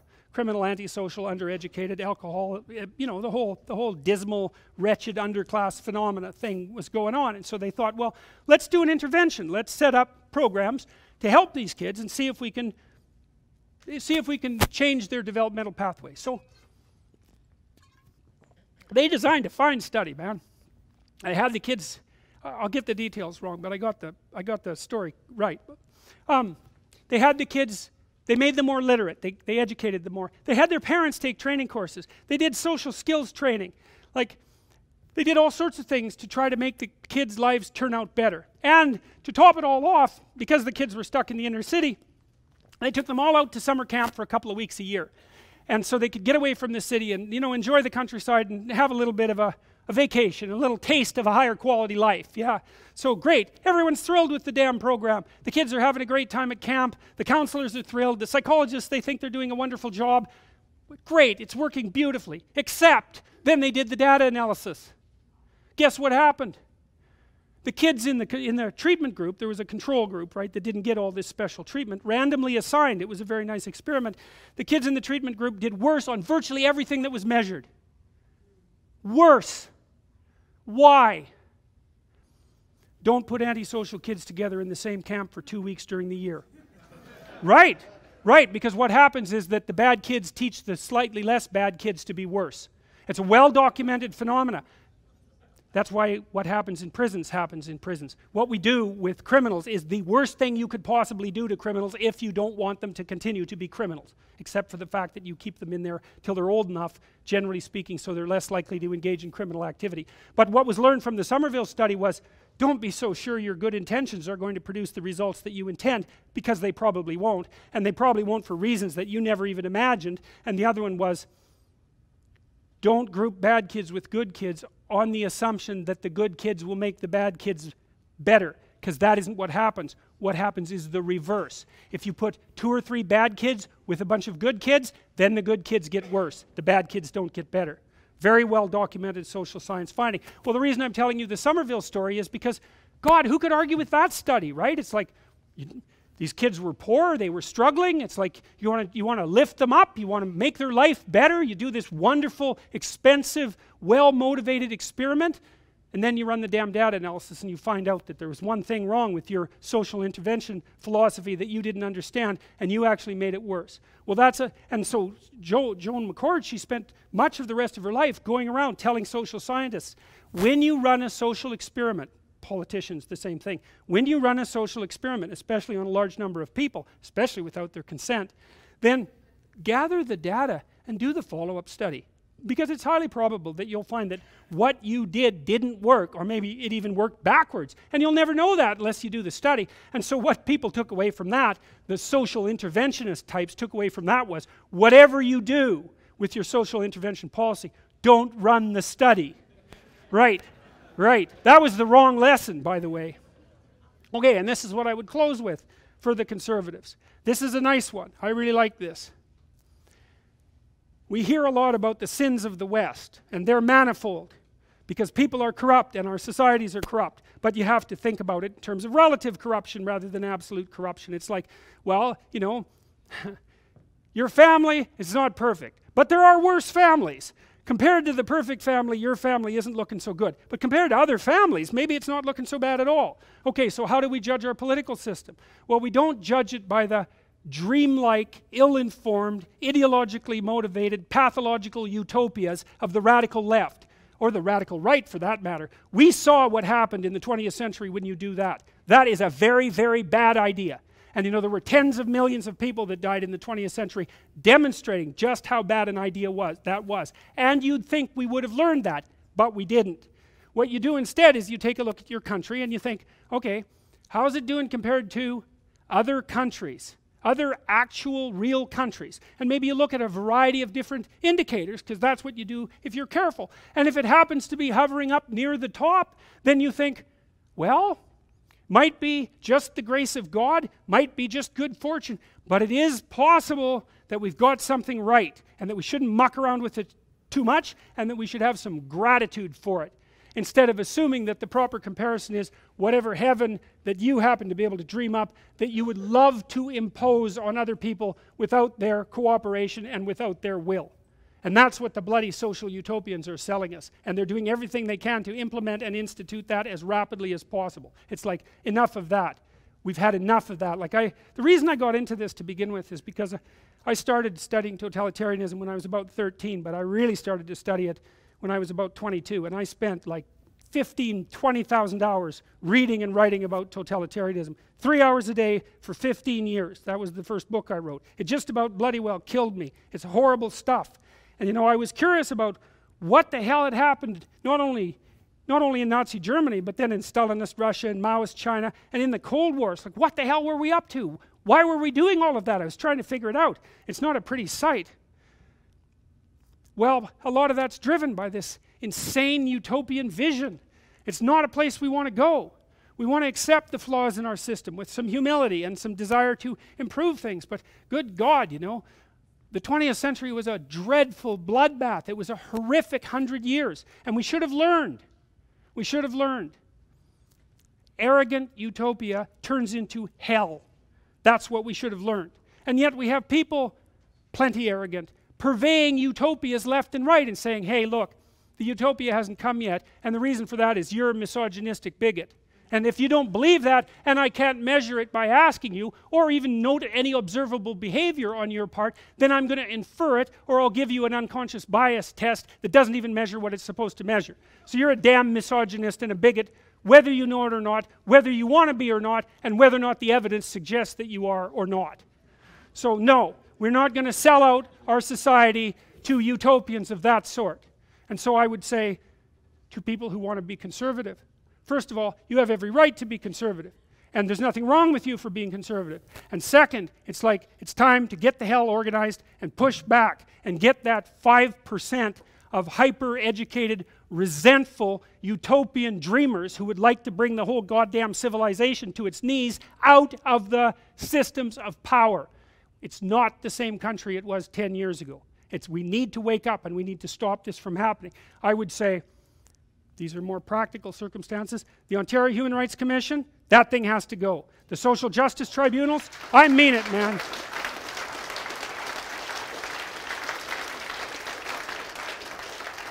That thing has to go. That thing has to go. We need to pay a lot more attention to what the faculties of education are teaching teachers, because they are transforming the elementary school and the junior high school and high school systems into nothing but propaganda machines for radical postmodernist doctrine. And if you don't believe me, you just go look it up on the web and see what they're attempting to impose. And so that's got to stop, right? OISE, the Ontario Institute for the Studies of Education, that is not a good place.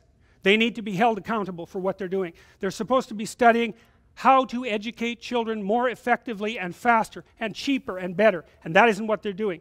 They're producing people of the most radical and resentful sort to get a handle on the minds of children as young as they possibly can, and that's the doctrine. I'm not making this up. It's actually quite intelligent if that's what it is that you're aiming for, and that's got to come to a stop.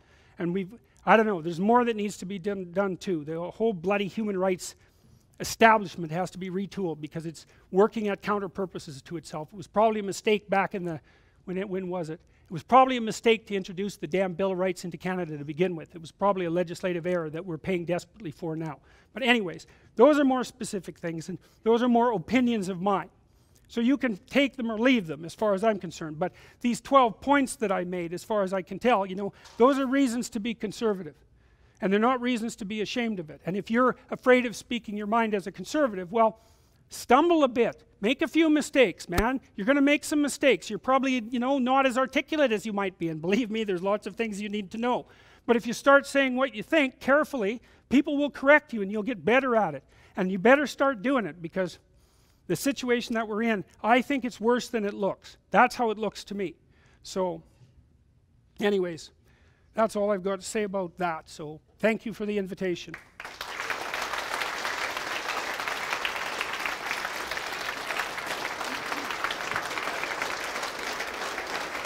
We're going to open up for questions and hopefully some answers as well. So if anybody has anything, we only have one microphone, so you'll have to stand up. I'd like you to speak loudly and clearly so we can all hear, and also state your name and where you're from.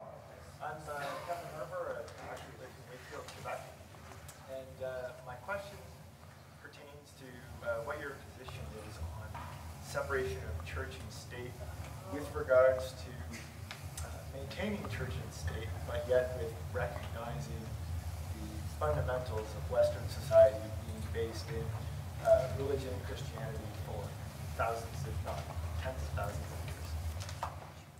years. Sure, yeah, sure. Ask an easy question.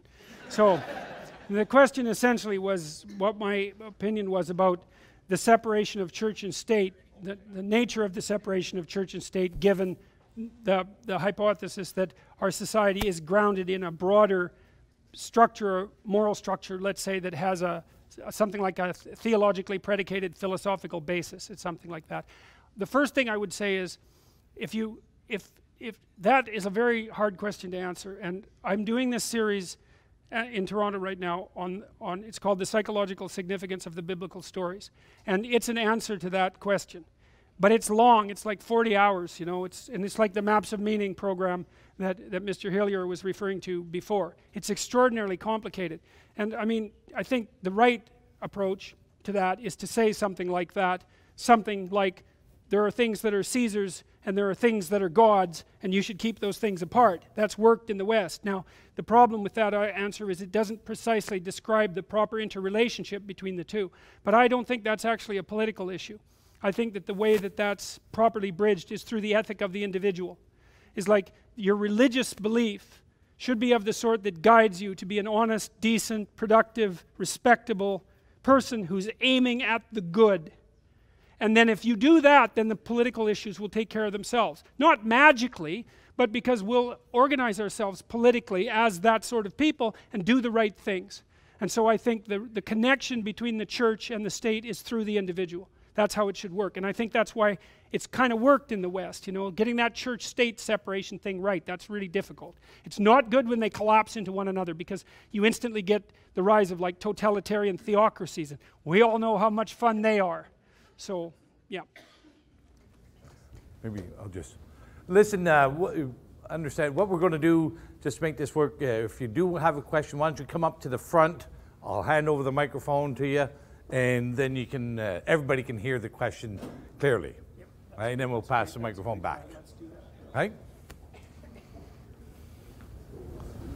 I'm Brian Doyle Salewski. Some people here may have heard of me.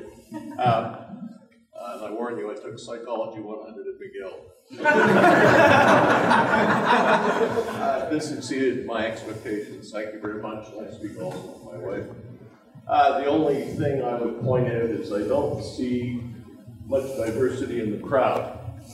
And I have a black Somali Muslim IT director who's simpatico with me on our ideals, beliefs, policies, etc. And if I'd known, I would have brought him here as my guest. And he's a wonderful guy, and we have many, many solid talks together, and that's probably the one thing that's missing here tonight. Okay, I just wanted to make that point. Yep. Yeah, well, look, that's something else I'd like to suggest to conservatives.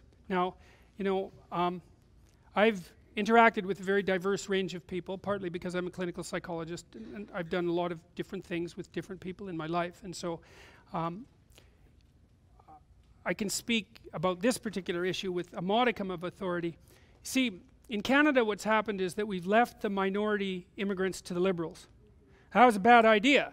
Now the reason for that is because the Liberals have a more liberal immigration policy, and a lot of them are like really, really, what would you say, grateful to the Liberals, often to Trudeau personally, I mean the older Trudeau personally, because he opened the door and let them in. And it's hard to shake that. But here's something that's very cool for conservatives to know. You think you're conservative, man. You should go talk to immigrants. They're so conservative, they make you look like social justice warriors, right? So there's a real conversation. There's a real conversation to be had with immigrants and minorities in Canada, especially the immigrant minorities, and that is, look, we would have been a little bit more restrictive in the past about our immigration policies, and I can understand why that might mark us out as enemies to you. But one of the things you have to understand is that the bedrock values that I have are much closer to the bedrock values that you have than the people that you're voting for. And you know, the minority immigrants in Ontario in particular are starting to figure this out, especially with regards to Kathleen Wynne's education policies, because they notice the tilt of those policies, and they notice that they're not in keeping with their often extremely conservative traditions. And so I would say the right thing for conservatives to do is like, start telling the minority immigrants that you're actually their friends. Now that means to establish an intelligent immigration policy, and that's a very difficult thing to do, and to begin a real dialogue about that with immigrant communities, you know, who are often, by the way, very interested in protecting what they found here and not having it disrupted in any particularly terrible way. I mean, there's you know, radicals everywhere, but most of the immigrants who come here, they're pretty damn happy to be here. So the conservatives should be out there extending a real hand, especially, I would say, especially to the moderate Muslims. It's a big mistake not to do that. There's lots of moderate Muslims. There are people who they're not enchanted by the theocratic totalitarians, and they're looking for a way to develop a bridge between Islam and the West. That's no easy thing. I'm not even sure it can be done. But there are people of goodwill in our country who would like to have that happen, and the conservatives could be talking to them and extending a hand. It's going to help on the voting front as well. There's no loss in it. There's absolutely no loss in it. All you have to do is knock and say, hey, those people that you're supporting, they don't share any of your values. Have you noticed that? They'll wake up and they'll see it. And then they'll say, well, you know, maybe we have more in common with the traditional conservatives in Canada than we thought. It wouldn't be a difficult message to get out there. So, yep. I'm just going to follow up on that comment from Brian for a moment, and I think it's important to recognize the historical change and shift that has happened with immigration in this country over a long, long period of time. You know, this country was built and developed on immigrants to rural areas. That's our history. You know, that's where all our settlement programs were, to bring new immigrants to rural areas. That's fundamentally shifted in the last number of decades. New immigration to this country is to our significant urban centers. That's where it's happening. So I just, you know, so walking through Carleton Place is going to be a very different image than walking through Toronto or Ottawa. So that's, I'm very pleased to see the number of people that we have out here, the diversity of age and the diversity of people. But we just don't have a lot of immigrants in rural Ontario. So anyway.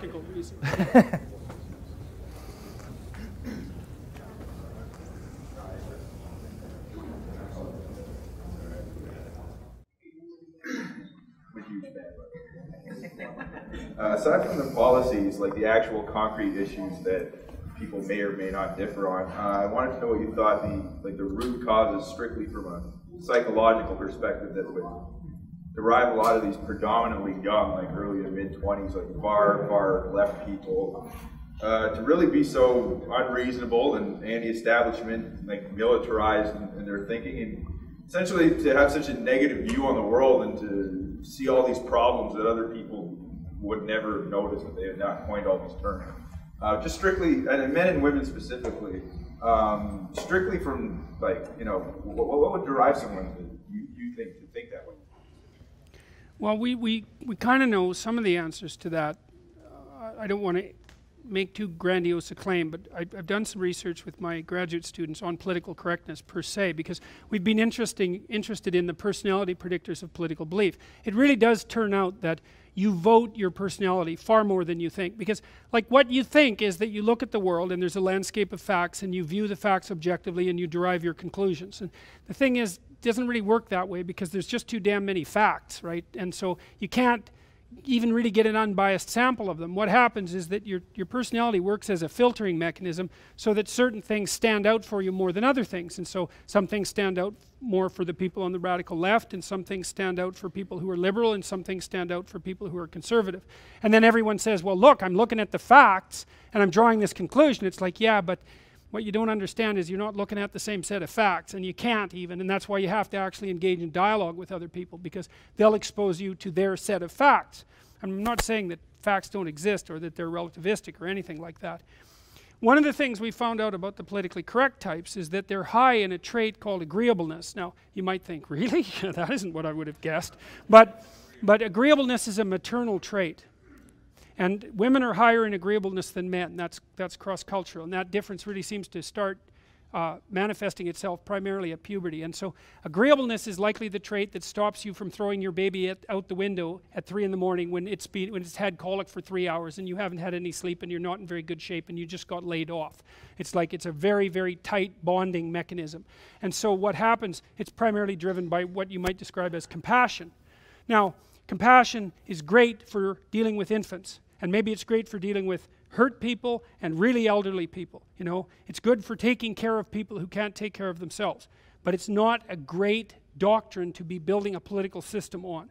And so one of the things that happens with the more politically correct types by temperament is that they suffer from an excess of impulsive compassion, and they assume that if there's an inequitable distribution of anything, that the people who are at the bottom are all victims who should be treated like infants, and that everyone at the top is a vicious snake-like predator.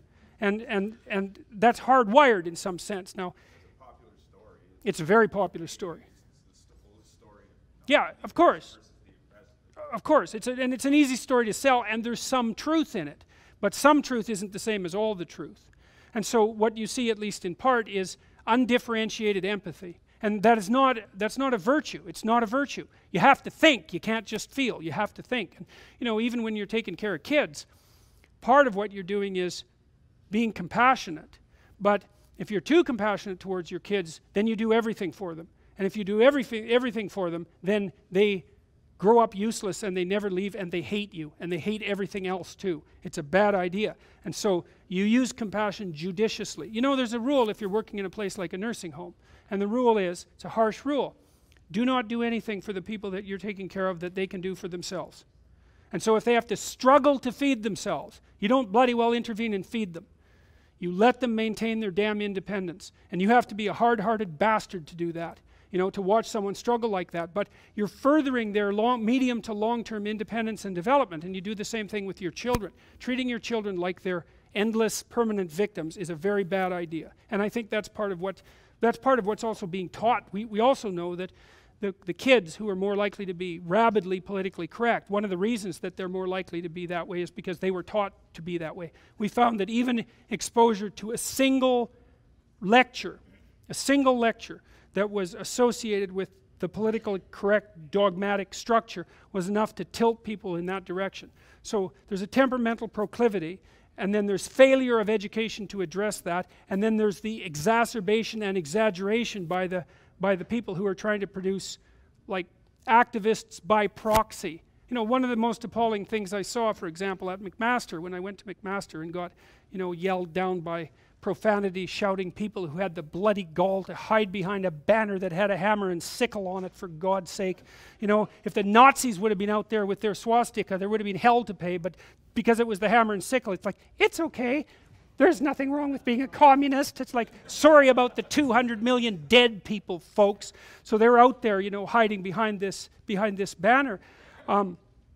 None of the people who were teaching them were out there. They bailed out of the damn discussion, right? Because there were 4 people who were supposed to talk with me there. They all vanished. They leave these student proxies to go out there and do their dirty work. It's really contemptible. So you can lay a fair bit of the blame at the feet of the people who are supposed to be educating them, but that are instead indoctrinating them. So that's what it looks like to me.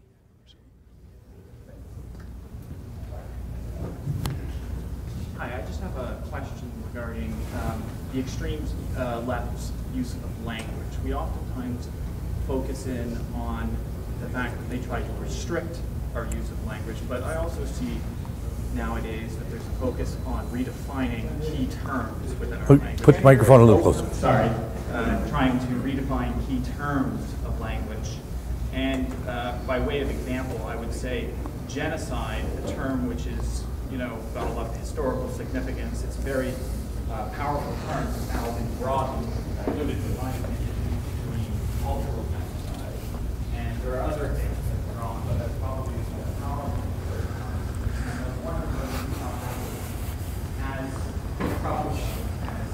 Thank you very much. Sorry, I wasn't ignoring you. I had just made a whole lexicon of politically correct words today in the car, and I wanted to read it, but unfortunately I can't find it. So yeah, not only do they redefine, but they also produce new words, neologisms, constantly. And one of the things I want to do is I'm going to make a video. I'm going to collect all these words. I'm going to do it properly. I'm going to go through a very large corpus of postmodern work. I'm going to pull out the buzzwords. I'm going to rank order them in terms of their frequency. And then I'm going to make a video for parents and for freshmen. And with a checklist, it says, you go through the courses, and if there's one of these words, you check them off this list. And if there's more than, you know, if the course scores more than 5 out of whatever on this list, then don't take that course unless you want to join the cult. And so, yeah, really, because I've thought about this, you know, because one of the things I proposed, it's a kind of a radical solution, and I probably proposed it when I was a little more angry than I should have been. I thought one of the things the provincial government should do is cut the funding to higher education by 25% and let the goddamn intellectuals fight among themselves until they straighten out the university hierarchies and decide which disciplines are valid and which aren't. Now, there's a problem with that. Well, there's a couple of problems with that, is that, first of all, it would wreak havoc with the universities, and that's not a good idea. And the second is, you got to watch it when you're trying to control the free exchange of academic ideas by top-down fiat, right? Because it's another one of those radical social experiments that might go wrong, and probably will. Because it might be you that decides what shouldn't be taught in universities now, but God only knows who it's going to be in 3 or 4 years, right? So it's a problem.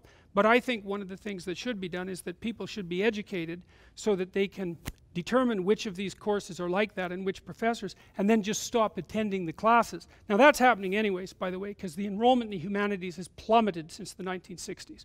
And the humanities are at the core of the university, make no mistake about it. If the humanities goes, the universities are done. But so they're already destroying their own market viability, even though they keep bringing more and more people into the universities and colleges. But I think that needs to be accelerated. What has to happen is that the postmodernist radical types need to be cut off at the source. Students need to stop going to their classes. And so that means that high school students and freshmen and the parents of those people need to know what to look out for. And so, yes, I'm very cognizant of their use of language. It's also why I opposed Bill C-16.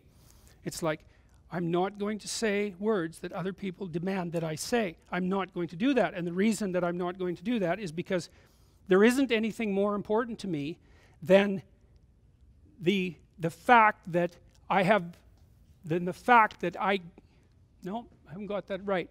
There's nothing more important to me than the responsibility I have to utter the words that I believe to be true. I'm not using someone else's words. And Bill C-16, by the way, which your Senate so delightfully passed today, makes compelled speech part of the Canadian legal system. So a threshold has been crossed. And, you know, it's to help the transgendered people. It's like, no, it's not. That's not why it happened. So you don't cede the language game to your political enemies. You do not allow them to force you to use their terminology. As soon as they do that, you lose. So, and that was what Bill C-16 was about for me. And there was something cool about that too. It was very surprising, you know, because what should have happened was that no one paid any damn attention to the videos I made at all. That's what should have happened. Or the next thing that should have happened is, you know, there was 15-minute flurry about it and then everybody went back to their business. That didn't happen either. What happened was an inordinate amount of attention congregated around this issue. And I've been trying to figure out why ever since. It's like, wow, you know, something's rotten in the state of Denmark. There's something strange going on here. And it certainly wasn't because what I was talking about was about transgender issues. Because important or unimportant as they may be, at best they're a side issue, right? It just isn't something that affects enough people to be of any requisite seriousness. So why all the attention? Well, it's because there's something real going on underneath it. And a lot of that is it's a fight over language. That's why Derrida, you know, Jacques Derrida, he criticized Western culture. He's the head trickster of the postmodernists. Phallogocentric, that's our culture. The logos, that's speech. And these people who are passing these bills, they are no friends of free speech. They're no friends of free thought. They want to put restrictions on it because they already know what's right. And if you disagree, it isn't that you disagree, it's that you're wrong and you should shut the hell up. And if you don't want to, we're going to figure out how to do it. And so that's the sort of people who are obtaining positions of power in our mid-level bureaucracies and higher. And it's really not a good thing. That is not the sort of people that you want to be running things. And some of that's because we've abdicated our responsibility to run things. The competent people have abdicated their responsibility to run things themselves. You know, they've abandoned politics and they don't serve on the school boards and they don't run their own churches and, you know, they leave that to other people. It's like it's not a good idea because it's the wrong sort of people who step in to do that. So, yeah.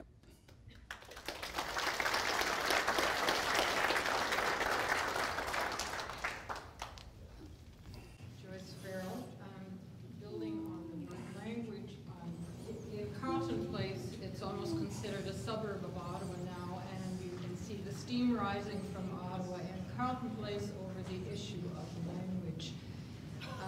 CRTC is comprised of 98% French Canadians, and that doesn't sit well with the rest of the 76% of the population that are Anglophone and others.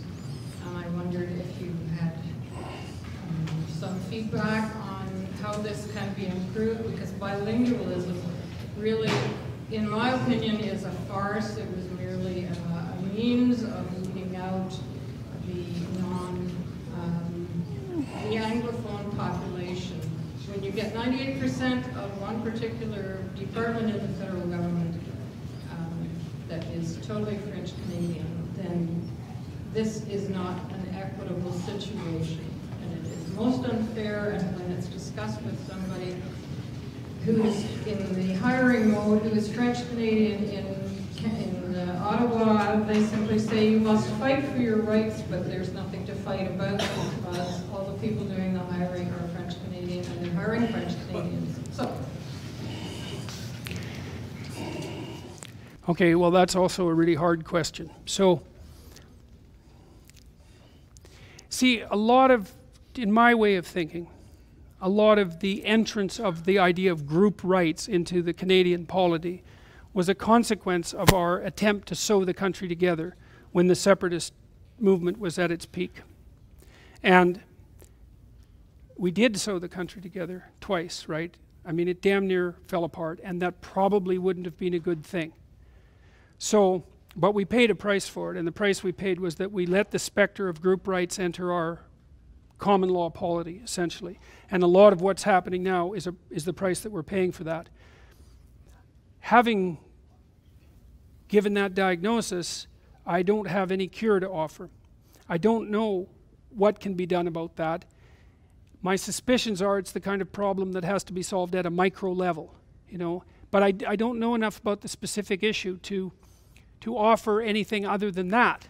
I understand why you'd find that frustrating. I've thought similar things about the way the federal government is constituted. On the other hand, we managed to keep the country together, and there was a sacrifice to be made for that.